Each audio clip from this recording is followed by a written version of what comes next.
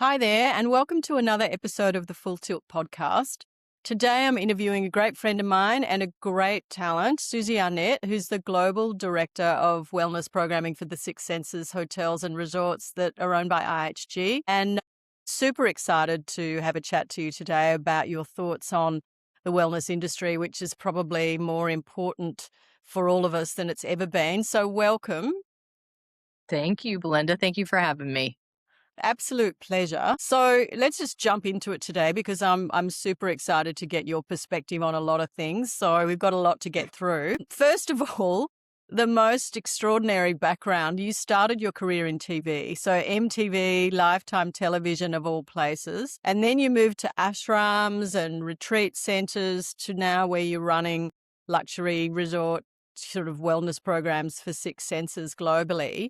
So before we sort of get into what you're doing now, what were you chasing to go from MTV to wellness? That just seems to me like, well, maybe it's something we can all understand given we know what the TV industry is like, but maybe take us through what was happening for you at that time. Yeah, I know it is. I'm definitely an outlier in the industry. Most people in wellness, I think, come up through spa. And, I've just been lucky. Like I've been able to follow my curiosity. And, I think it started with I really care about helping people. I think there's this part of me that's really like a teacher on some level. Like I love this informing people of what matters. And so I think that's what brought me to news and documentary, and I worked at, local news in New York City when I was out of college. I produced documentaries for HBO. And, it was always underneath all of that was like, what stories matter? What do people care about? And I think even now working in the wellness industry, which was never my plan, wasn't something 10 years ago, 20 years ago, I thought that's, where I'm going to end up in luxury hospitality. It just was a really natural extension of that interest about what are the important stories we want to tell? How do we help people understand what matters and what's important? And I feel really lucky that I've been able to do it through so many different lenses, whether it's been producing media or designing experiences. It's all about like giving people what they want, like understanding this match between the customer and the product or service, which is like a very tactical kind of businessy way to talk about it. But at the same time, I think that's what I always think about. Like, who is my person? What do they need? What do they want? Whether it's a TV show, whether it's a wellness program, whether it's a retreat, what do people really need? And so, I feel like I've been lucky to be able to look at that question from so many different industries. Well, that's super interesting. But you studied at Georgetown, so was there someone there Mm. that influenced you from that university that actually was the pivot point for you to get involved in wellness?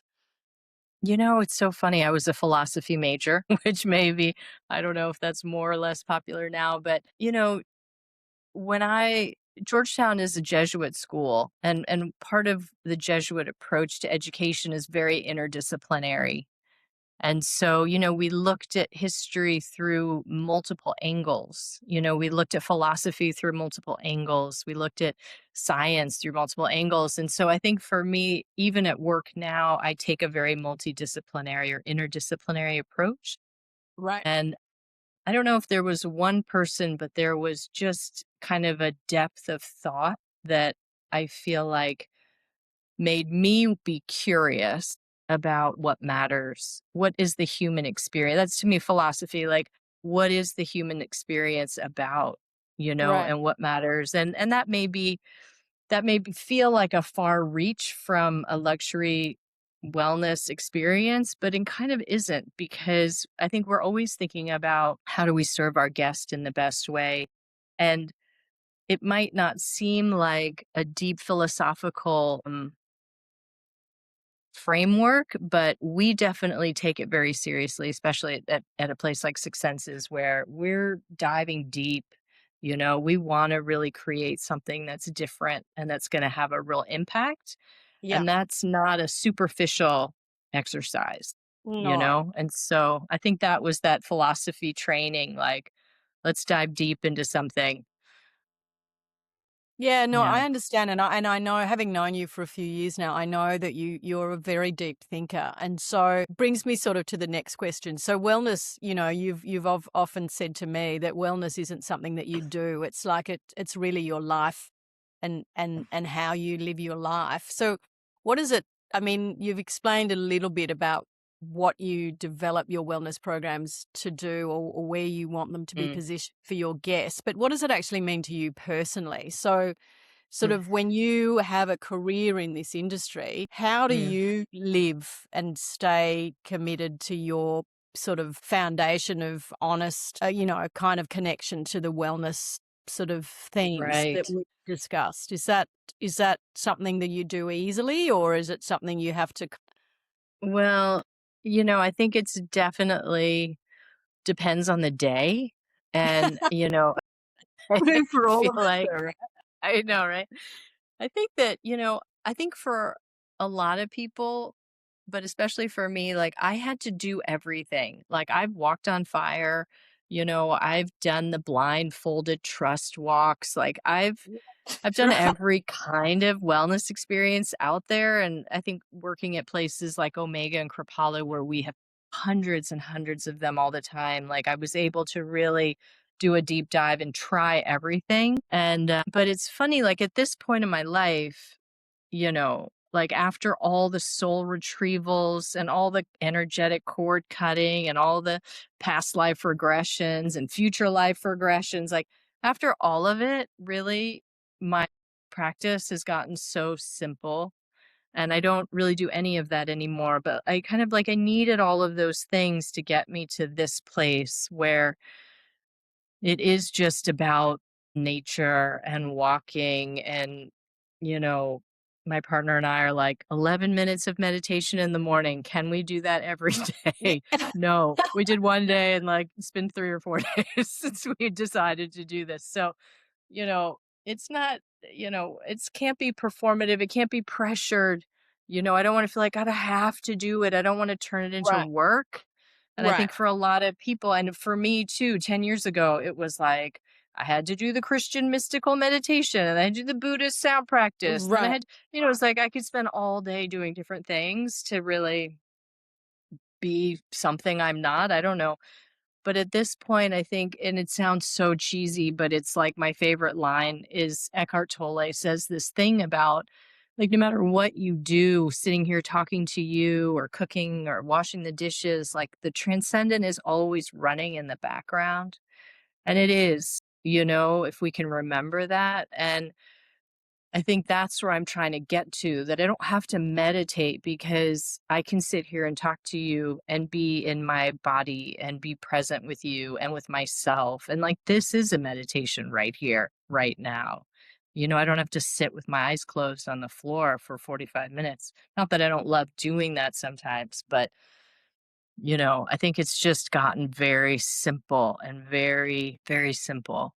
And I Yeah, think I love that's, that. I love that yeah. description. So I love that piece that you're talking about, not making your practices sort of a mandatory part of your day, but I look at it as sort of creating a toolbox of things that you use. And the story that I'll tell you about my meditation practice, because I use it all the time now. It's one of the things I absolutely rely on in my crazy hectic world. And as you said, it can be 5 minutes, 10 minutes, but I have a really deep one that I do for an hour when I need it. But I started my meditation practice when I decided I needed to make it a more disciplined practice. So I went to Bhutan for 2 weeks and decided, as all new age brochures say, go to Bhutan to get your kind of cool, mellow wellness schedule started. So of course it didn't work because I tried to force myself to meditate in Bhutan for 2 weeks, which was a disaster.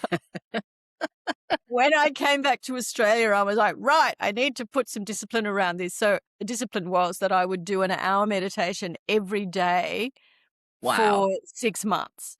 And Okay. whether I dropped into a full sort of still, calm, meditative, nothing but, space in your brain, or I just sat there going, oh my God, I'm trying to Right, meditate.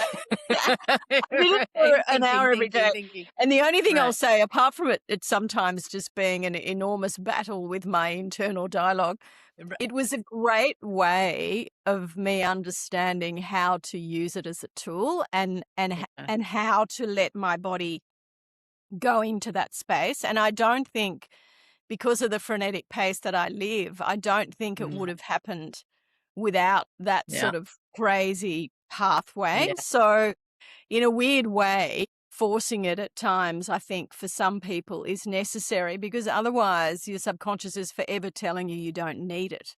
And you Yeah. don't know Yeah. what you don't need, right? So if you don't push yourself into that new experience, into that place, one of my great Yeah. teachers used to say to me, get comfortable being uncomfortable. And I sort of use that as in learning anything new, you have to go to that awkward space where it almost feels Yeah. like you shouldn't be doing it.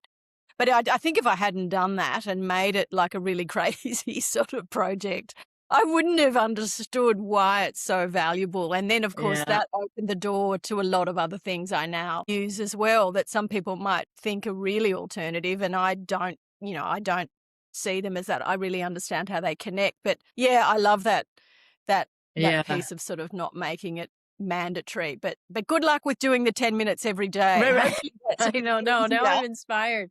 But I think what you're saying is really important because the friction, right? Some doing hard things. This is essential for any muscle, whether that's a kind of focus muscle or whether that's exercise muscle. But, I read something which I did play with for a while because this idea, like what you're doing is you're getting peace, you're finding your relationship with boredom, right? Sitting for an hour every day. And this guy was saying what he did was he would literally sit, a foot from the wall and just look at the wall for an hour. Or he would look at a clock and watch the time for an hour. Right. And it's like this thing about really building your resiliency to boredom. And, I think life with the AI, especially, like there's very little friction in life oftentimes, like you can just get through your day. You don't have to struggle internally like that. And so it's really important. I think what you did is amazing. Now I'm like, oh my God, an hour every day. We have to do an hour every day for 6 months. Well, I have to say, I had to use a guided meditation, and I'm a huge fan Mm, of Joe Dispenza and Bruce mm, Lipton. I think he's they are, great. they're Yeah. both, and obviously now, obviously from our discussions, they've been around for decades, and now the rest of conventional science and neurology is sort of catching up to what they've Mm, been saying for decades. true. But I find Joe's meditations really easy for me to sort of follow. Yeah. I need that instructive thing. Maybe because if I didn't have someone telling me what to do in my head, I'd be off in my Right. meditation Right. solving a piece in Iran or somewhere. So I need someone to keep me focused. But yeah, that's super interesting. But anyway, for me, the discipline was really necessary to sort of override that internal voice that I already know what I'm doing. I don't need this, like that kind of internal dialogue. No, Anyway, no, it's really let's just jump good. back to your career, because it's super Yeah. fascinating to me. So you really you had a very successful career in broadcast TV. So let's talk about that. Mm, MTV News, Lifetime Television, you worked on the USA networks, you worked on King World Productions. That's really, mm, really serious media. Like, this is not some yeah. sort of local podcast a la Full Tilt. Right. One day Yeah. one day we'll be serious It will. media. It Watch will. this space. Definitely. I know. So what did you sort of learn in those years? Was it about storytelling, or, how Mhm. to engage with an audience, or, getting or maintaining human attention? So what sort of things did Yeah. those experiences teach you about what you do today? Yeah, yeah, it's such a good question. It's good. I love this conversation because it's making me think about things I haven't thought about in so long. But I think Hopefully in that a good way. right, right. No, in a very good way. But I think, again, it comes down to really being able to serve an audience. So when I was at MTV, that was whatever, 12 to 24. When I worked at Lifetime, I worked on a new network project. Ran programming for a new network for young women because the Lifetime audience had skewed older and they really wanted to bring in younger women to the brand. And so we developed an entirely new network concept and what is like a 12 to 34-year-old woman? What does that even mean? We did focus groups, we talked to people, we piloted a ton of ideas. And that discovery of who your audience is and what they want, I think is super interesting. And I think for me, a big lesson that I got from TV is like that distinction between what I think is good and what my audience thinks is good. And Huh. I think this is really confusing in wellness because a lot of us that work in wellness love wellness. Like we're not here, it's not like you get a bunch of like sportscasters working in wellness. The wellness industry is full of people who we love this. Like we're here because we love it, right? Right. And so, I've been in so many meetings where we're like, well, we love this. Like we think this is awesome, but then the guest doesn't love it at all. And so Right. I think I'm constantly in a discovery process around like, is this just my personal taste? And I have a very unique personal taste, or is this actually commercially interesting, to this audience? And so I think in TV, you have to learn that lesson. You learn it very fast. You put something on the air, people watch it, they don't Right. watch it, right Right. away. Like here, we might develop something. It doesn't happen for a year or 8 months, takes 6 months to get the thing on the website and then for sale. And, do they like it? Do they not?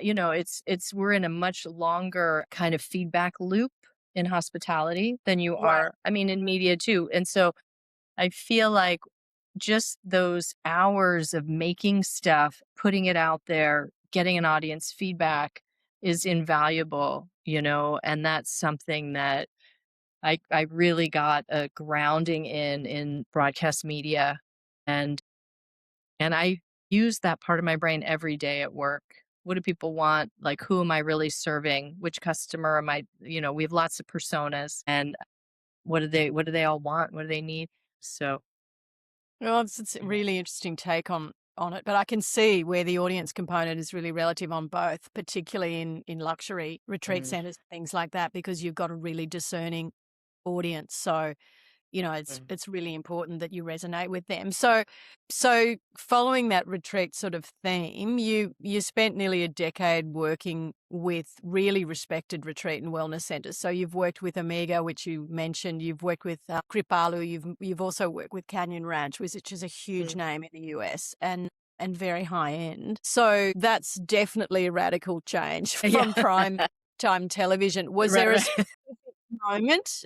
Can you remember the actual moment when you went, "Rightio, the media world can't give me what I'm looking for, I'm out." Like, Yeah. is there a thing? And Oh, like, no, was there an no. experience? Oh, yeah, no, I got so burnt out. I've never been so burnt out in my life because when we launched Lifetime 2, which was this cable network targeting young women, I mean, that was years of development and then getting the thing on the air. And I've never worked so hard. I mean, we all did, everybody on my team. I don't know how many shows in production at that point, and we had a floor of a building in Manhattan in the Lifetime offices, and we had pilots in closets. Like we had like 4 people in a closet somewhere shooting and editing. I mean, it was amazing too, just like we were making something, and I love that. It was so fun. And, but I just got super burned out. And I think it was maybe the way they launched new cable networks back then, this is a long time ago. You don't need, now you got a million networks with live streaming and Netflix and whatever. It Right. wasn't like that back then. But we seeded Lifetime 2 on Lifetime.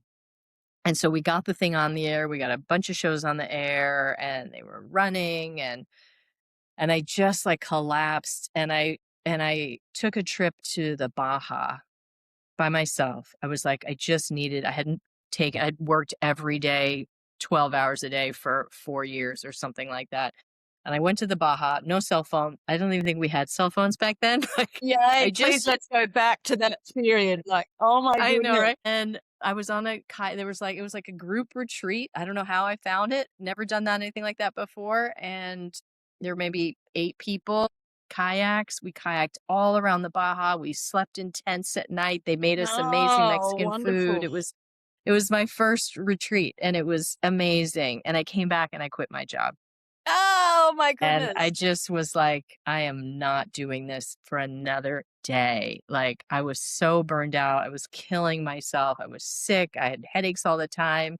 My neck, my shoulders were, I was like, this is not good for me. Like, I did what I did. Like, I got the thing on the air. I feel like I had made this accomplishment and now it's time to stop. And I took about a year off. I was lucky enough I could take a lot of time off, and I went on retreat basically for a year. Like, I went to France. I worked on a archaeological dig in a medieval city for a month, lived out of a backpack. I spent a couple weeks in Iowa with my college roommate who was in med school. Like, I just stopped, and I just wandered, and I had no schedule. I had no pressure. I had no deliverables.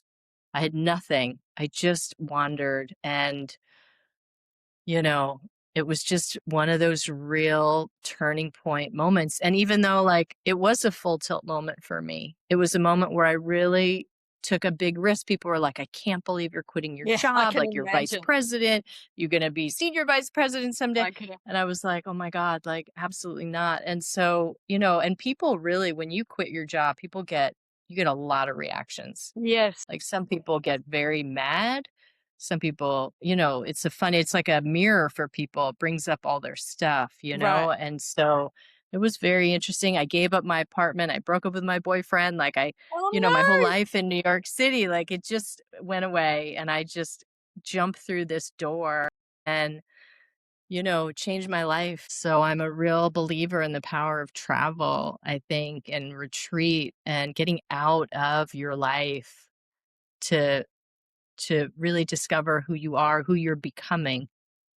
Right. You can't almost figure that out in your day to day. And there's another great quote I love, which is something like it's a rabbi. I can't remember his name. It's like, fall if I must fall, the one I'm becoming will catch me. And it's very much true. Like, I think we have to really let go of Right. everything. Right. And I did. And I probably, if I had stayed, who God only knows if I would have even still be here. Do you know what I mean? You Right. can No, make I yourself do sick understand. doing those things. I do Yeah, understand. yeah, I do understand. And I yeah, also really understand from my own journey and my own teachers in the past that you can't change the way you are living and the way you believe or the things you believe, which is we know create the reality we're actually in. If you stay in exactly the same dynamic when you're trying to right, change, it's almost impossible. exactly. It's Yeah, certainly harder. It's not impossible, but yeah, it makes the right, process much, much harder. And in fact, for yeah, me, when I did my last startup 10 years ago now, I was determined then to I knew enough, and again from, great teachers like Lipton and Dispenza and that if I didn't change the way I made decisions, even though mm, I'd done very well commercially and, from a career perspective, I was just going to go and repeat exactly what I'd done because I'm not right. changing the way I make decisions. I'm just going to do the same thing over and over again. So I went and traveled for 2 years Oh, and wow. Oh, so basically from similar. that, Yeah, I then during that period of time, I read a lot of, different perspectives on change and belief. And I basically went from, working the same sort of vein that you're talking about to having a different perspective. But that took me probably about 2 years to really change up mm, that thinking process. Because if you don't, like I always laugh now with people that I'm mentoring. It's like, well, if you just keep doing the same thing over and over again, why would you right, expect a different outcome? Like, just right, think right. that through. If you're going to do exactly the same thing over and over again, there will be no different outcome. We'll just be sitting here talking about Yeah, the same thing in a year's time because you've done nothing different. So, yeah, exactly. anyway, I find that fascinating. So, yeah, well, look, well done. I love you. I want your life, though. I want to go on an No, architectural dig. I want to go to a wellness retreat in France. right. Like, just saying. Anyway, so your next big achievement, which I've sort of lots of people have been throwing this at me, the concept of writing a book, which you never know, I might put on my list. It's not on Mm, there yet, but it might go there. You wrote a book called Born Yogis that mhm. explores sort of how babies have this natural sort of Yeah, wellness position that they obviously inhabit because obviously when they're babies, they don't have any of the other sorts of social pressures that we all, sort of absorb as we grow. So that's a very specific idea. Like, how did you Mm, fall into like writing a book around that sort of inner space that yeah. babies inhabit? Well, it's very much of a coffee table book, so it wasn't really like a written, a written book, but I had 2 kids, and I saw that my kids were as babies were naturally my son's on the cover of that book when he was, I don't know, 8 months old or something like that, and I saw that he was naturally doing all these poses, without any instruction, How and so I weird. thought, I know, they do, babies do, they naturally do down dog when they're learning how to crawl, and they naturally get into these poses. Right. And so I have a friend who's an amazing photographer. I was like, "You have to come and let's just shoot some tests." And, I have this idea, which is my favorite thing in the whole world, is like, I have this idea, and I call a friend and I'm like, "Let's make something." And he was like, "Okay." And that cover photo is from our first test. It wasn't even from the real shoots. It was like Wow. we Sometimes did a that test. Yeah, like we went to a yoga studio in the area. I was living in Topanga at the time, and my son would just be doing these poses all the time, and Doug and we I just saw that picture. I was like, I know I can sell this. It's so good. And so we put a proposal together, and just through connections and friends of friends, we got it to Rodale publisher, and they wanted to publish it. And so, publishing is very different today than it was back then. yes. But that was still the heyday of the book, and the publishing deal. And you don't really have self-publishing back then. Anyway, so Right. we got this great deal with a great publisher, and we got a bunch of money, and we went, and most of those kids in that book are my friends' kids from Topanga. When my kids were little, like, we just did these gatherings, we did a call, and everybody brought their kids, and Doug went and photographed them, and I did all the copy in that book, which are basically quotes from all the ancient yogic texts. So I got to read every single kind of ancient yogic text there was to pull the quotes for that book, which in Wow. itself was amazing because yeah, all those old books are. I was talking to some people over the weekend about it. It's like they're full of yoga is magic. Like it's very different than it is today in the West. What practice is like exercise. Right. Back then, 1,000 Or for an years ago it was, influencer photo, the yogic yeah, pose exactly. for the influencer. I know my eyes, I see it all the time, obviously, when I'm in Bali, where one of our offices is. I'm Oh yeah. like, "Oh, Right, I right. can't look at that." It's like, "Stop." Right, right. It's true. It's just how things get commercialized I and know. how they get I changed by know. that. But at least it's out there. A lot of people are doing it. But yeah, it was a great experience. It was really fun for us. Awesome. It's such a I Yeah. just think just wonderful, the things that you've stitched together in your life. I know what I'll do. I'll do a baby book about yoga. I know. Like, Well, it what? does it all, but you're like that too. Because it's all about the idea, right? Like when you did Right. We Global, like you're like, I have this idea, like I want to do this thing, and Right. look at what you've built. It's amazing, you Right. know? Right. Well, and I think it's also when you see it, I think you and I are very similar, which is why we when we get together, we can't stop talking. So hopefully that's useful for people with us today because I just your brain works. If you have an idea, it's usually you and I think are really we're such habitual learners, but we see that Yeah. in other people. So we love sort of watching, like, what do they want? Like, what are they Right. doing?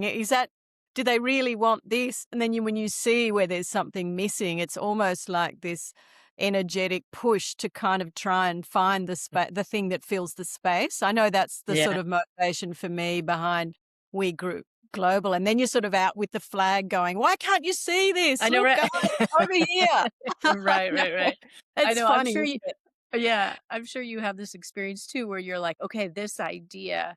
And then people are like, "Oh, no, whatever." But then 6 months later, they're like, "Oh, what about let's do this?" I know, and you're like, It's like, I know. yeah. Yeah. I It's know. like, but So when you're an I this part about your career I love. So, and this is so funny because this would be so me. So you landed your Six Senses role by mm, cold emailing 3 women that one of which Mhm. became your boss. So, which I just think is just awesome. Like any young people out there watching this, go pick your dream job and just cold call the person that's got it and see if they can, Totally. absolutely. Yeah, So absolutely. necessary. I mentor some people and they're talking to me about, oh, I really want this client. I really want this client. And I'm like, well, there's a really simple way that you can see how, Right. how it's like, You're call right. them, just phone Yeah. them or Yeah. just, Yeah, yeah. message them or get in touch with them. Totally. Anyway, you did Yeah. it and you then Yeah. had one of them right back, which obviously became Yep. your boss at Six Senses, which is just fabulous. So what possessed I probably know the answer to this now, but what on earth gave you the courage or just sort of Yeah. just that impetus to go, "You know what? I wanna work for these people. I'm just going to message Right. them." Was it something you saw about Six Senses or like what had you Yeah, well, yeah, at that time, this was before COVID, right? And I definitely wanted to do something. I wanted a larger landscape. And, I'd been working in retreat centers for almost 10 years and Right. which was great and I loved it. And I did at the time programming was everywhere in New York City, in all the cities. Like there were this whole private member club thing was happening and they all had a ton of programming and stores were doing yoga classes in the back. It was just felt like there was programming everywhere. There were experiences everywhere. I think that the grocery store in New Jersey near my parents were putting in a gym. Like everybody was thinking like, how do we bring experiences into our business, into our space? And so I thought, there's something else I can do with the experience and the skills that I've had, that I cultivated in all that time in the retreat centers. And so I read this article in Six Senses. I'd never heard of them before, that article, Wow. because I just was researching like who's doing programming, like Right. where is it? And then there was this article and Anna Bierstam, who I worked for many years and just an incredible wellness pioneer, really has driven this industry forward in a million ways. And to her credit, and I'm ever grateful, she wrote me back and she was like, "We're actually looking for someone like you." My So goodness. he was Look like, at "We that. don't we need somebody who has a strong programming background, who's got a big network of amazing retreat leaders and experts." We were building Six Senses Place in New York City at the time, and they wanted that heavily programmed, and they wanted to build a retreat business of, kind of deeply immersive transformational experiences at the hotels. And so it was a role that they'd never had before. And it was like 16 interviews later. I met with Anna, then I met with Neil, and then I met with the head of marketing. And, it was a great Right. I can experience. imagine. Like, yeah, yeah. And so I just loved everyone. I just never met people like that because I had worked in a very different part of the business.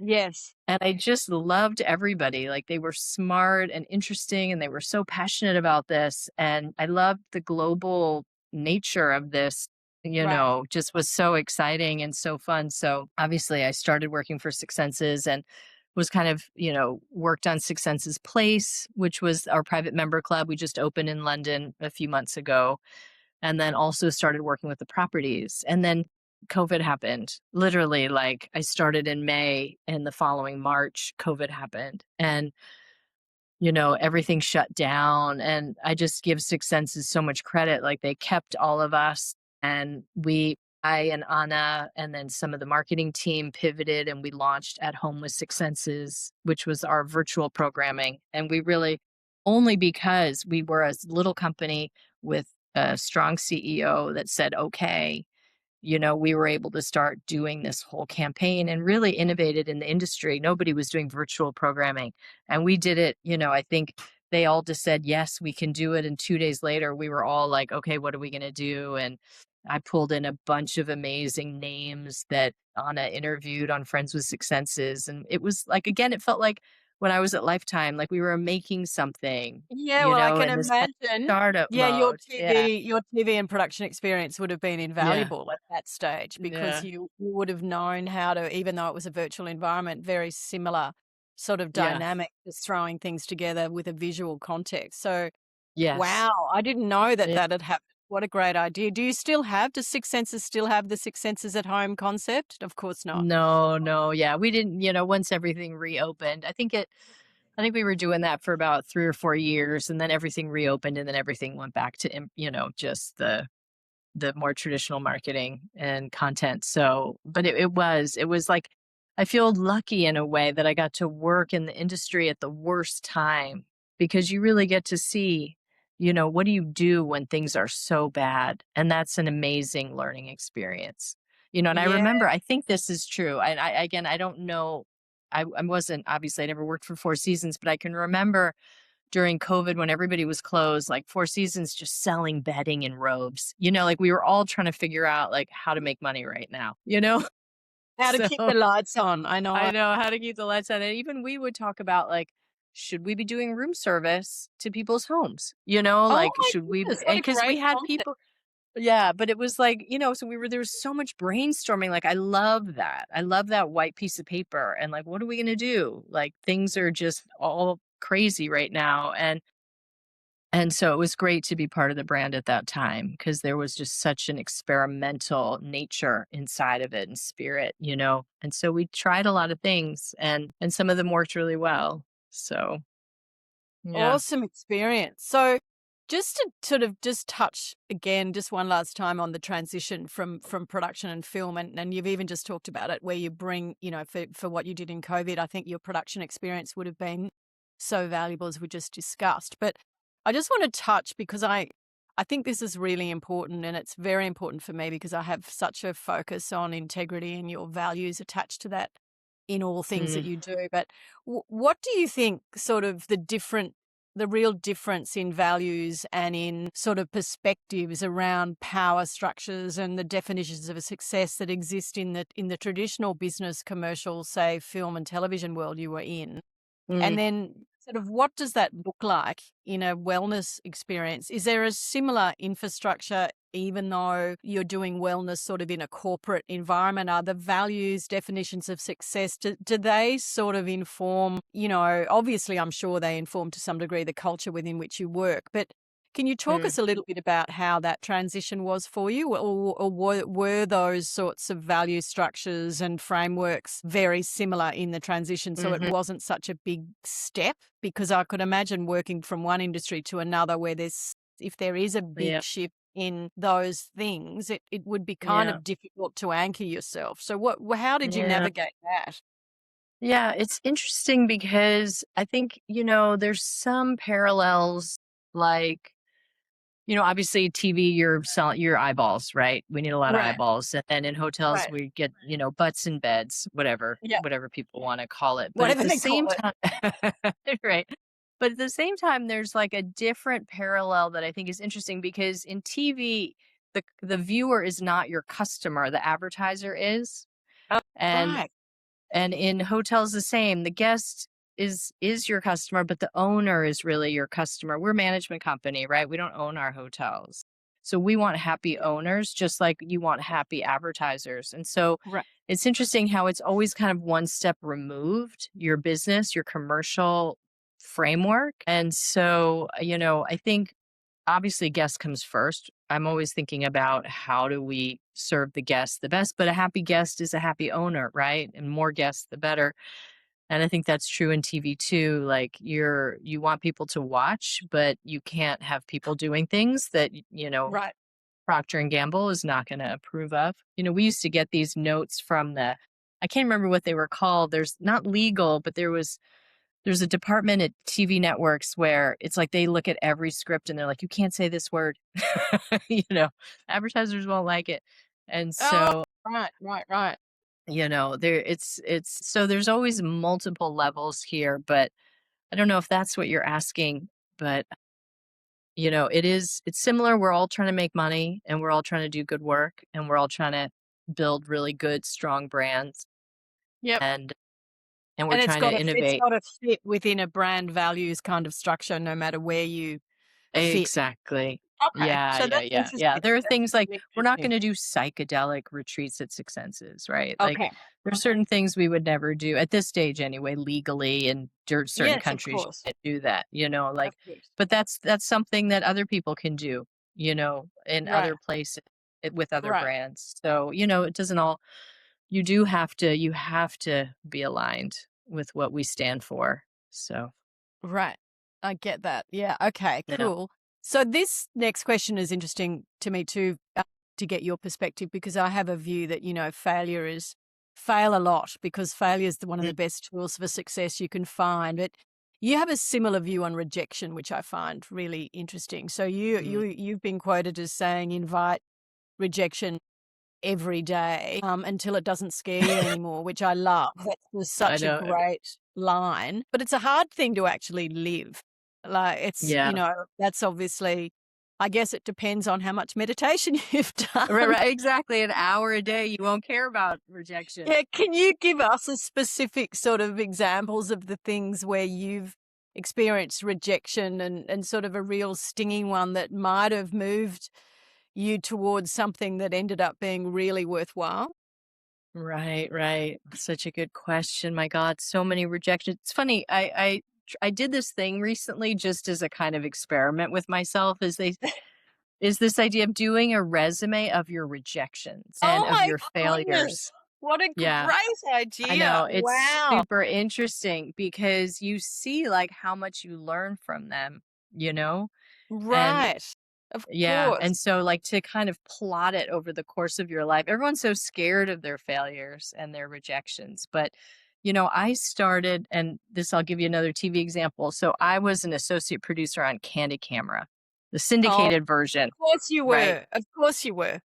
And so my job was basically finding shills. Like, say you'd set up a hidden camera in a mall and you Right. had some whatever silly stunt prank you were trying to pull. So Right. my job was to find like 50 maids to come and like walk through the room and something was going to happen to them. Right. Right. And so I was constantly cold calling people and constantly getting no's. And so I think that when you are in a position, any kind of sales job where you're cold calling all the time, Right. mm, I think everybody should have to do cold calling in their lives at some point because it's just to break the fear of it. And I probably have blocked out all the really painful rejections in my life because I'm trying to think of I mean, so many things don't, it's like, I think it's like you got to just take so many shots to do something that's going to work. And I think about like my laptop is covered with proposals that never went anywhere, for the like four things that I've done that actually did sell and get Right. published or get out Right. there or the documentary that Right. was on HBO. Like I Right. have hundreds of proposals, and so I don't really count them failures, but you could see them that way. They don't all go, they don't all Right. make it out the door, Right. but some Right. dogs don't find homes, it's like, but you have to keep trying. And I think that's for me, I'm always, I just love the idea. Like I love, like, and that can be something we try at Six Senses. Like I developed the spiritual well-being program didn't really work that well, but it was like a great discovery process and it did lead to some elements that now exist at our properties, even though the kind of concept didn't really work the way it was executed. But we now, like, I was just in Cambodia at Six Senses Krabi Island, and we have conversation cards on the tables in the restaurant and people love them. And so, there's Great always, idea again. Great yeah, idea. so fun, but it was inside this larger container that totally didn't work in some ways, Ah, like, okay. I was like, Okay. "We're gonna do all walks, I wanna do an all walk at property, and, like, you're gonna have this map, and you're gonna go to these 4 the most beautiful places at the property." Like, n 2 people did it, I think, over the Oh, course of the no. 2-month test. So, but thank God, but you gotta try, right? Like, you don't Right. know, and then until you do it, but things did come out of it that were like, people loved the guided meditations, the QR code with the Yep. guided meditation, the gratitude Yep. practice. I can That was imagine. yeah, and so because we tried this thing, there were elements that really did work and things that really didn't, and so, anyway, I guess really it's about experimentation, like having Yep. the space in your company to Yes. try things. Yeah. And not being obsessed with everything working, or what we fondly Yeah. call perfectionism, that everything has to be perfect, because it never is. Yeah. And usually the most imperfect things are the best. Like you say, that from the imperfect things come some Yeah. really great ideas. Exactly. So Yeah. just in terms of your professional decisions and things. So is there one Mm. sort of professional decision that you've had to make that like was really, really difficult, and sort of what did it sort of cost you? Did it cost you something that when you reflect now you go, wow, that was tough, but I'm really glad I went through that? Yeah. Well, I think, quitting Lifetime, like leaving at that kind Right. of the top of my career, I would say, or in the Right. TV business was scary. I felt like I'm never going to work again. What am I going to do? Like, I just couldn't Yeah, see yeah, anything yeah. I can beyond imagine. that. Yeah. So Yeah. I think that was probably the scariest leap that I Yep. made. Yeah. Yeah. And, but sometimes it's like you got to say no to things to find the right thing. So, Well, and yeah. I know we both learnt this lesson. It's never about the money. If you focus on the Yeah. money of that Yeah. you want out of a circumstance, you ironically, you very rarely ever get the money. And Yeah, you it's true. certainly and you can blow up an Yeah. opportunity because you're focused on the wrong thing, and Mm, not realizing that from good work and satisfaction in what you're doing comes money. It's you very rarely the other yeah, way around. that's So very true. yeah, Yeah. it's a interesting thing that you've gone like you made that massive decision in the middle of your career where you literally threw away the money and threw away the trajectory because you knew there was something else, and you've gone on to work Mm, with, one of the biggest brands in the world, for if not one of the best for wellness programming. So yeah, I totally get it. So that takes us to this sort of question about, which I love, and I think it was from this quote from one of your from your CEO. I think it would have been Neil. So you're working with this incredible brand, Six Senses, and they do incredible work. I mean, I was very fortunate, and thank you for organising that. As you know, a year or so ago, I went to Turkey and experienced the mm, Six Senses programs there that were just fantastic. And both those properties, shout out to the Bodrum property and the one in Istanbul. Anyone want to go for a wellness experience or just a fabulous experience in country, hit up Six Senses in Turkey. They're fabulous. So very pioneering. I mean, the one in Bodrum, for as an example, I think it's the biggest spa in Europe. I was blown oh, away. I yeah, think Six Senses Kaplankaya.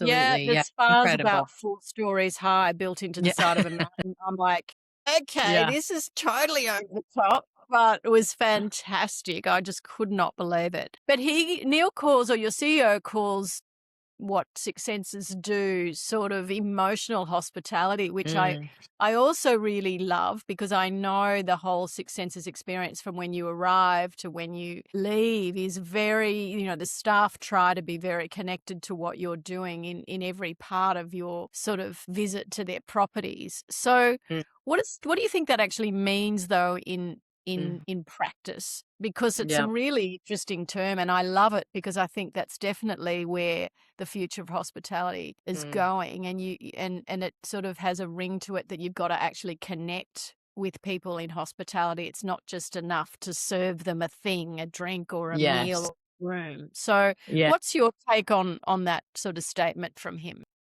yeah, and I always love that too, and, I think it's really about not just serving or hosting, but caring about your guests, and I Right. think that's something that I think all of our hosts at Six Senses at our properties just there's a level of presence you're going to find, in how they show up and how they interact and how they take care of the guests that is unique and that's warm and it's friendly. Like, we're not a stuffy formal luxury brand. We're very informal, very much barefoot luxury. And so, you know, you can have this incredible quality meal or this incredible quality room, and the sheets and the bed and the pillows and everything, and also there's a casualness and a warmth that I think is really special to the brand. And that's part of that emotional hospitality. It's not just how you do it. It's not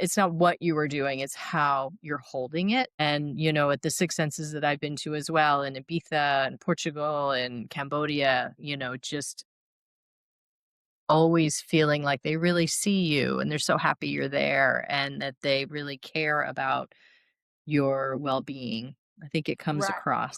Yeah. Yeah. Right. And why do you think other properties, I mean, I know there's Mhm. sort of some other sort of very high-end brands. Very few, though. But why do you think sort of Uh-huh. many of the hospitality brands get it wrong?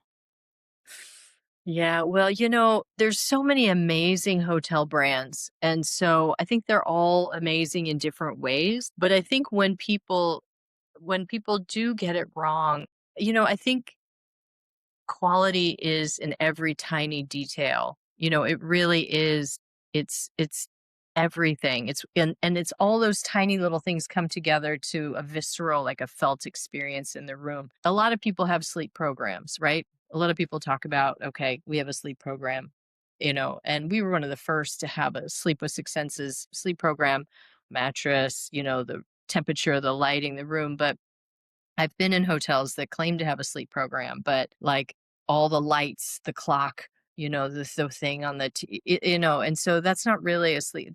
Those details make a difference. I don't really feel like they actually are thinking it through all the way. Or I was in a very expensive hotel in Vegas, and the I hate these light panels. Like, I just want So to do flip a I. switch. Like, Yes. I couldn't figure out how to turn the light on in the room, and, like, it's all touch screen, but I could not turn the light on, and I was like, "Okay, this Wow. is driving me crazy." Like, who did the user experience on this thing? Yes. And so I Yeah. feel like there are things that sound good and people have the money and they're like, "We're gonna create this really cool light panel." Like, I get it, but then who tested this thing? Like, it was impossible to figure out. And so, Right. I think that's the care. That's the emotional hospitality. Like, it's not just a cool concept. Like, it works, on a human level. Right. So, And yeah. it's practical and has value for the person that's Yeah. actually in the room and is paid to Yeah. be there. Yeah, no, I totally get it. I've had some of those experiences too, where you've been in Yeah. really, really high-end hotels and they're either giving you something and you're sort of like, "Why am I even getting this? Right. Do I know Right. why I'm needing it? Like, Right. am Right. Exactly. I sort of supposed to be having an experience?" I know, and there's because someone's decided they think it's cool, but it's not actually really Yeah. valuable to the guest. So yeah, no, I get it. I get that Yeah. too. So Yeah. so I'm just gonna jump into, and this is something we also agree on, the concept of being a real focus on, and not that we denigrate the industries around women only experiences, but you Mm. created something called the Testosterone Project, which I think is fascinating, and it's a series of interviews. I think it's a series of interviews, I'm pretty sure from what I've seen, exploring the evolution of masculinity and men's health, which I just think is Yeah. a fantastic thing to be doing right now. Yeah. A world where there's, I certainly see in a lot of ways, there's a lot of areas in, programs focused on men's well-being that there just really isn't very much in quality, if any at all, and they're usually Mm. very focused on the very young and very active. Yeah. That's a really surprising move for you, and I know Yeah. you well, that you're very focused and very supportive of women in the Yeah. spaces that you've worked. So do you just want to explain a little bit what made you go to Yeah. this concept and how you developed the Testosterone Project?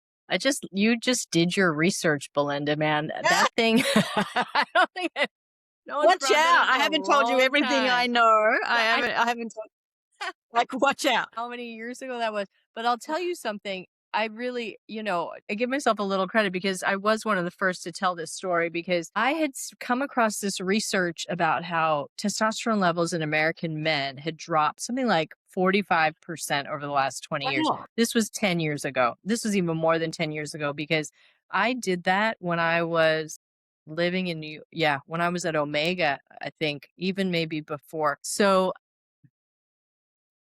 and now that study has gotten so much attention, the endocrine disruptors, the Yes. plastics, the Yes. food, the Yes.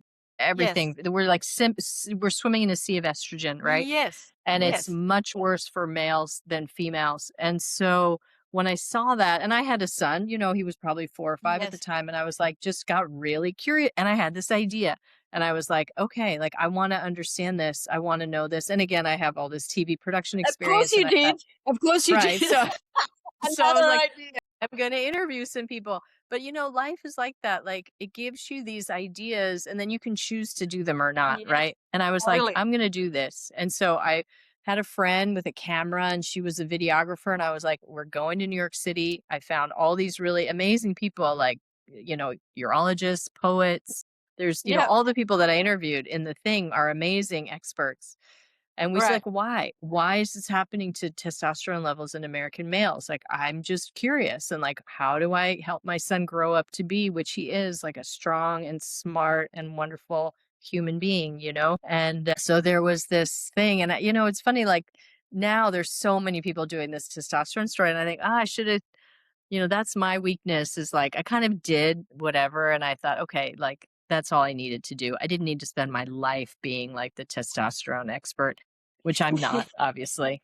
But it was so fun and I learned so much through that. And it's still, yeah. And then I knew this woman who worked at the Good Men Project, which was this platform that's doing all these articles. And so she was loved that. She was like, gave me a place to put it, some distribution. But yeah, I was a little bit ahead of my time with that one. So I don't know.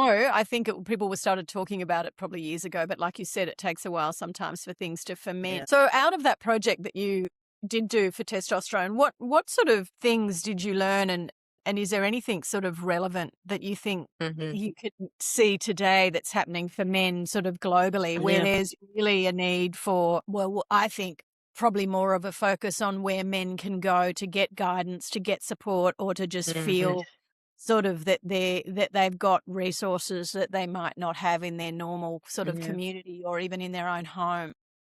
Yeah. Well, I have to say, like, my entire career in wellness, there's always some meeting where we talk about how do we get more men to come here and do this? And I Huh. think it's actually the wrong question because I don't think men need to go to Kripalu or Canyon Ranch or Six Senses and do wellness. Like they can do, it's not about necessarily, I mean, if they want to come, great, but it's not necessarily about getting men to do what women do. I think men need to do different things or want to do different things, or some men do whatever. Like, I don't want to put so many boxes around it. But it was interesting because at Kripalu for years when I was there, it was always like, we need to get more men here. We need to get more men here. And so we would try all this like kind of men's only programming, and it never worked. It always canceled. But then I was there recently because I still live near where Kripalu is. And I saw this table and there were like 30 men there. And I was like, I have to ask you, why are you here? What are you doing here? And they had all signed up for this program that was all about fire. It was Huh. about making fire and cooking with fire. And I was like, that is a man's program. It doesn't have to be like trying to get men to sign up for a woman's wellness. You know what I mean? Right. Like we're all Right. different. Just like It I don't makes want to take, total yeah, sense. yeah, It's such a simple yeah. differentiator. Yeah, exactly. And so I think this thing about, it's like I have this product and I'm trying to sell it to different audiences. No, like this product is for this audience, but I have this other audience, they need a different product for them, And so I think that especially today, there's so much segmentation more than ever. We're not all the same in the ways we used to be, right? We're much more I feel like audiences are much more segmented into smaller groups, more specific smaller groups, and they want different things. I don't think there's as much we're not all watching the same TV shows. We're not all reading the same books. Yeah, of We course. don't have a shared culture in the same way Of that we course. used to have 10 or 20 years ago. So we Yeah. need to be much more specific, but and so I think the question, I think, there is a whole industry growing around men's wellness. Like the biggest thing I've seen is this whole hair thing, like hair health is a huge Ah, thing. There's a million products out there for hair health. Like just there's so many influencers talking about hair health and right. treatments and products and this and that. And so, that's probably targeting more of a male market. So I think we're far past the kind of Iron John men's group in the woods drumming circle kind of thing. Like not that probably some people still want that, but I think we all Right. have to be more creative and come up with some new ideas for everybody. I think we've been doing the same thing for a while, everybody.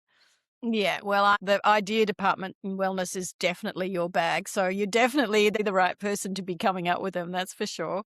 So speaking of new ideas, and now we're going to just do a quick traverse into new technology because, of course, AI is now coming into this space in a big way Mm. with personalizing, different treatment protocols, biometric tracking, digital coaching online, and all the things you can Oh, now yeah. do. You've also written about AI and emotional intelligence. So, Mm. you have sort of stepped into this space as well. So for someone who's spent such a long time building these sort of deeply human experiences, and we've spoken about your perspective really, and Six Senses perspective too, which I know would be driven by your belief that these spaces are really very, human. And so when you layer in technology, how do you think that's going to impact the industry? Mm. And do you think it's going to damage it? Well, yeah, I mean, we have a lot of conversations about this. I think everybody is, right? Like, what's the role True. of AI in the guest experience at any price point? And, there's so much great work that can be done on the back end to just smooth customization and personalization and just all the systems that all hotels have and how do they talk to each other. But I don't know, actually. It's funny. Like, I definitely have a love-hate relationship with it. I use it. I use AI. It's great marketing. It's a great writer. But I feel like already even I can feel myself, that hour of meditation that you're doing, like the sitting with a piece of paper and really struggling through writing something well myself. It's I feel like I can see that that's getting harder for me because it's so easy to hand it off, right, to Right. AI, and so Right. I feel like we need to be very careful about it, and I don't in luxury anyway, I think I don't know if it has its place at this time, but, I think a great use of it I think it was Four Seasons actually, was one of the first to where you could text, registrations or Right. reservations, like, Right. I would just go to the website and it would say, "I wanna go to Hawaii and I wanna Yeah. have dinner with the Right. cellist," or whatever, and, I could just text, and then they would text me right back, 10 Huh. minutes later and be like, "When do you wanna reserve this? I can book this for you." Right. Right. And Right. now my understanding, I don't know if this is true, but I've heard that you don't know if that's AI responding to the text or an actual person. I don't know if it really matters. Like, I think the Right. logistics, the operations, I don't care. Yeah. But I think that, I like talking to people. I want to talk to the person at the hotel. Most people Right. do. Right. You know, they want to Right. be cared for. So, but I think it does have great applications in other ways. Yeah. What do you think? Like, are you using it at We Yeah, we use Global? use it a lot in our business. I think it has enormous potential, but I think where Mm. it's like anything, I think it's also going to represent a huge opportunity because I think people are Yeah. going to get burnt out by the use of technology. So places and Yeah. spaces that create an alternative environment where technology can be not ignored, but just Yeah. left on the shelf for a period of time. Those Yeah. industries that really focus on that. And what we do with our business is we really focus on creating the human connection space. Well, Yeah. technology doesn't create human connection. It enables No. you to do things. I think when it settles down, it's going to really help, to your point, what I'd call our human admin of life. Yeah. It'll take that away. I Yeah. think people will crave human connection more, but I think we're in the middle of that hockey stick sort of, engagement model where everyone's gone, oh, it's the new black. We all need to have it. But Right. then Right. really understanding of, okay, where does it fit? And Yeah. I think there has been a lot of negativity around it, which I think is not well deserved. But because it Mm. has decimated some industries, obviously, film and television will never be the same because now an enormous Yeah. amount of the production components don't need Yeah. humans to do the work, right? Having Yeah. said that, you're looking at what's just happened with the film Odyssey that's just been launched. And I mean, that was a massive film shot the old traditional way without hardly any major technology, certainly very little animation and special effects. So I actually think there'll be a resurgence in my view. And I Yeah. think businesses that focus on human connection will be the ones that can charge the most because the work involved in building that isn't going to get Mhm. less complex. It's going to need Right. more resource because the need for it is going to be bigger. And I think Mm, how people need to connect will be deeper. I think people will start yeah. to realize the use of technology isn't actually, it's helping me in my day to day, maybe, but it's, when you've got huge communities that are literally communicating and engaging in a digital space where you can't touch the Right. other person, where you can't read Yeah. their body language, where you can't see what their body does when they laugh, those sorts Yeah. of are really part of the human space. It helps Yeah. us all be who we are and accept who we are. And I think that's going to take a bit of time. I think we're in the percolation stage of sort of Mhm. what that looks like. And I think there's obviously going to be a bit of a downside to that as well, but I don't it's definitely not going to go away. I think it'll just settle, but I Yeah. definitely think I don't know if you know the Cannes conference recently for the television industry. I think it's called the Lion Cannes or something like that, or Yeah. communication industry, advertising industry. Oprah Winfrey went, one of the great communicators of the modern age, and it was really interesting what she said because of her podcast. Obviously she's semi-retired, and then during COVID, or just before COVID, she launched the podcast that was very casual, and now it's become a Mm, huge piece for her again in terms of right. her own network. And she actually had a really interesting thing to say. She said sort of similar thing to what I'm saying. I think that she believed that if you were not if you were not focused on human connection as part of what you do, and you did not include it Yeah. in all of the brand and products that you deliver, Yeah. you will not Uh-huh. have business. It's just going to be the Yeah. single most valuable Interesting. component of any brand. Yeah. Yeah. I think she's Really right. Yeah. important. No, absolutely. And I hope it doesn't, and I hope you don't have to pay luxury prices to have human connection, down the road. Like, I hope it's not a luxury. I hope that it's available to everybody, but I think it is, because I think about, like, in Amsterdam, they have this great kind of digital free gatherings, and they're sold Yeah. out all the time, and people just show up and they read and they sew or Right. they embroider, whatever. Like, Right. people just hanging out, listening to records like in the old days, Well, and you know? I also listened to an interview by one of the founders of Google AI, which was really interesting as well. And he said something sort of similar to what you're saying, but more as a kind of strategic horizon view. And he said, look, again, human connection is going to be the thing that drives Yeah. people coming together, but technology is Mm, going to enable it. And he was asked, what do you mean? And he said, well, people are going to go to concerts where the music is AI generated, but they're going to go to the concert because other people are going to the concert. They want to uh, experience the yeah, concert yeah. with other people. Now, the music or Wow. what they're witnessing is Yeah. computer engaged, but Right. then the next sort of layer of that is, so then the resurgence of live bands as part of that are going to Yeah. be able to charge a premium because there's real people performing. So Right. it's almost like a Exactly. 360-degree component. And I Yeah. think maybe what you'll find is some of the digital generative stuff will be cheaper. So there'll be still an Yeah. element or less expensive. The Yeah. thing that's really interesting is that the impetus to go will be because humans want to Right. be with other humans. It's just going to be a Yeah. different way of Yeah. consuming technology, I think. Well, yeah, yeah. It makes me think, how, like, Claude, I don't know if they hired somebody, but I know Claude was looking for a head of events. That was a new role for Oh, them. And okay. they were launching a whole series of events to try and help people Interesting. connect to the brand, because that you have to do in person.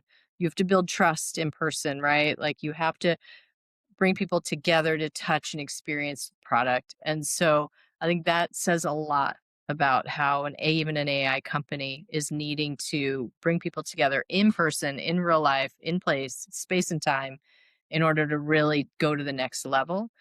And I think you're right, though, about this. Like, is it a digital performer, real performer? When I was in Vegas, I went to the thing. What's the big Yes, thing? the sphere. U2. It's called Yeah, the the sphere, I think. Sphere. And it's just like crazy, realistic, psychedelic, Wow. whatever. But people were I mean, it was packed. I mean, line going down the street to get in, and, Wow. and it's true. It almost doesn't matter what's on stage. What matters is that we're all together and we're all having this experience together. So, yeah, the digital fire, right? So you've worked with like such a broad range of activities. Mhm. You've worked in solo women travelers, you've worked luxury festival brands, you've worked, I mean, Ikigai, group journeys, Mm. sound healing, as we've talked about. That's an extraordinary range of human intention. So Yeah. is there a common thread that you've seen through all of that, or sort of how do you see the different formats? Is there like a theme underneath all of it that seems to be consistent? I don't know if there is actually. I feel like, I mean, they all touch into what makes us human. For somebody that might be opening, for somebody that might be quieting. I think the participant intention, the travel intention, or the goals may be different, but it's all the kind of colors of the human experience.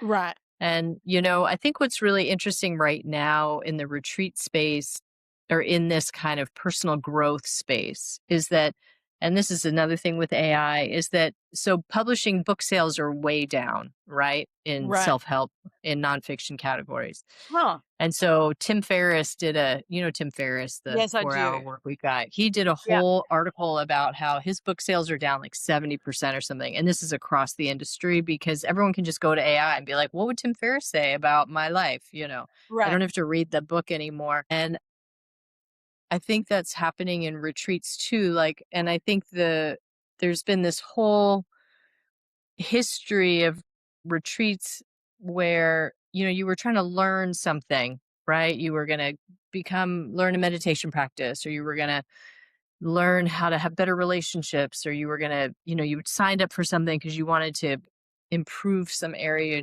of your life. And I think now, because information is so cheap with the AI, Right. I don't need to read a book, I can Yes. just get it. Yes. But now the value is the experience, the human experience. Like, I just want to have, I think your groups do this beautifully. Like, I want to go to an amazing place with a great group of people and have fun and Yes. like just have an amazing time. I don't need you to tell me what to do. I don't need 7 steps. I don't need, a whole prescription for my life. I just want to Yes. have a great time.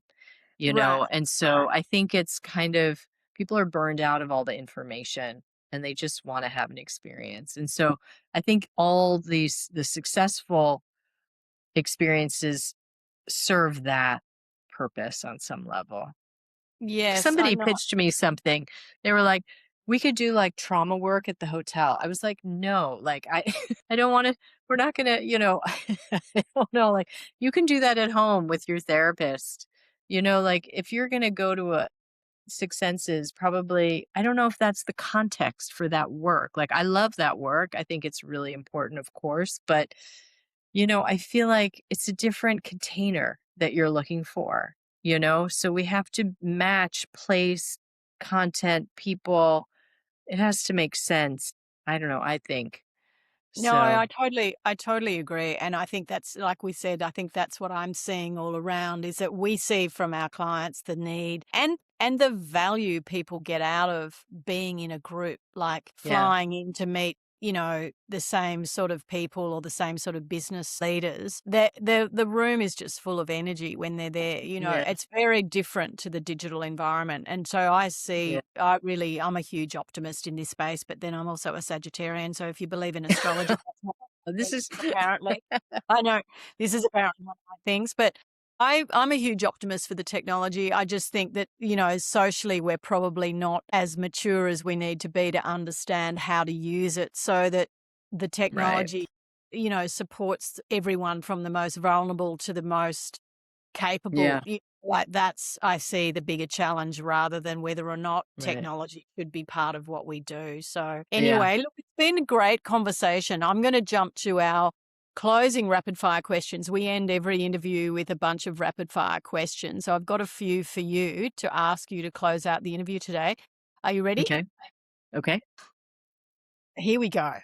All right. So the one wellness practice beyond hmm anything you program for your guests that you'd not give up for anything. I think reading a really good book. I'm forever saying to Yeah. people, "Have you read this book?" or "I'm reading this Yeah. book," and it's I just never want to lose that because it's just such an important part of We the have human to keep state, reading. right? Yeah. If you We have stop, to keep. it's just yeah, I interviewed someone recently and we titled the headline of his interview was "Beware the Man of One Book," and I just so love that. Like Right. if you've That's never great. read one, I probably don't want to know you. That's You're right. just like anyway, great answer. I love that. Okay, so next one, best piece of advice you've ever received, and what did it give you?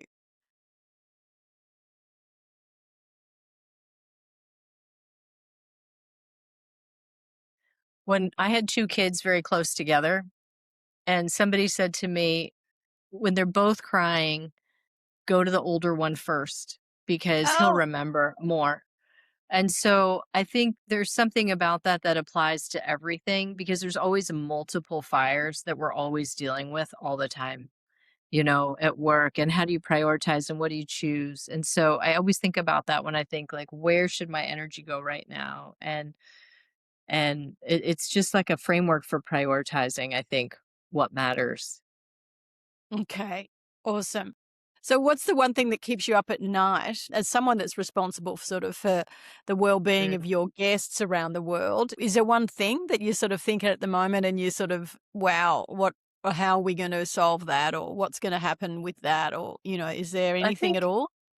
yeah, I think I worry sometimes that we're going to forget what it means to be human, with Right. all this technology, especially our younger generations. And so I feel like that I think about a lot. And I think that's why I work in experiences. Like I care about helping people remember what it feels like to be human in relationship with other humans, and I think this stuff is really important in that way. Yeah, for sure. No, for sure. And so what does full Yeah. tilt mean to you? I think you touched on it earlier, but sort of what does it really mean to you? Yeah. I think what full tilt means to me is to let yourself go fully. And that doesn't mean like you're moving really fast or you're working really hard. It just means you're giving yourself over to something, to an idea, or to this moment, or to doing nothing, or to stepping away from your life. I think it means you just hand yourself over to something bigger and go for it. I love that. I love that. So what's the next chapter for you? You've got so many, well, you've achieved so much and you've experienced so much in your life, which is why I find you one of the most interesting people I've ever met. What are Mm. you doing next? Is there something you're building towards or, Well, is there an idea that you're about to launch on us that we don't know about yet? yeah, I mean, there's always, I think part of, we've talked about just, my parents in their Yes. aging process. And so Yes, I we have a feel like similar yeah, yeah, similar thought exactly. there. So I think for me, there's a part of me that, at some point in my life really wants to work more in that space and help our seniors age well. And that's not just a longevity problem, like putting together a longevity program, although that could be part of it. But it's more about thinking about what really matters as we age, and how do we do it with dignity? How do we do it with vitality?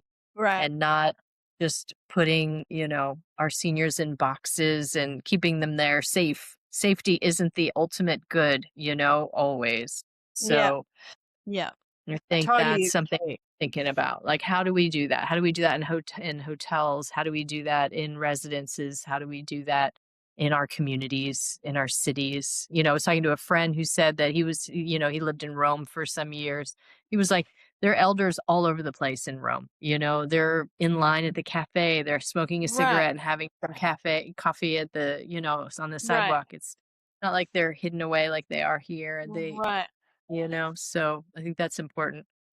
I think it's a very, very much a different culture where in Europe, the Mm, extended family, well, in South America as well, and even in Asia, the extended family yeah, includes the older generation. In the West, we seem to have gotten quite cosmetic about what a family looks like, and elderly yeah, people don't seem to fit. And it's just weird because our whole social structures have been built around what's cool, not what's Right. meaningful, you know? So, and the Right. meaningful component of family is all of us, not one of us. So I Right. totally agree. And I spend a lot of time in Europe. I understand that. And obviously here in Asia, where I spend an enormous amount of time, the extended family live together. You know, like the elderly Yeah. people are seen as the wisest and they're definitely supported and, you know, very, very different structure. But I'm very hopeful for the future if you're going to progress into the aged care side of things, because I think it will be an enormous gift to that industry. So if there's anyone out there listening in the aged care industry that wants to hit up someone who's an absolute legend in this space, please reach out to us and Oh, we'll connect you to Susie, because you've got a couple of advocates out of the chute here to help you get this stuff off the ground. So very exciting. Anyway, look, thank you so much for your time today. It's been a joy talking to you, as it always is. you too, Belinda. That was great. So No, fun. so looking forward to seeing what you do future, and obviously working, you know, continuing to work with you and the Six Senses group around the world. So thanks again, and hopefully we'll chat again soon. Absolutely. Thanks so much.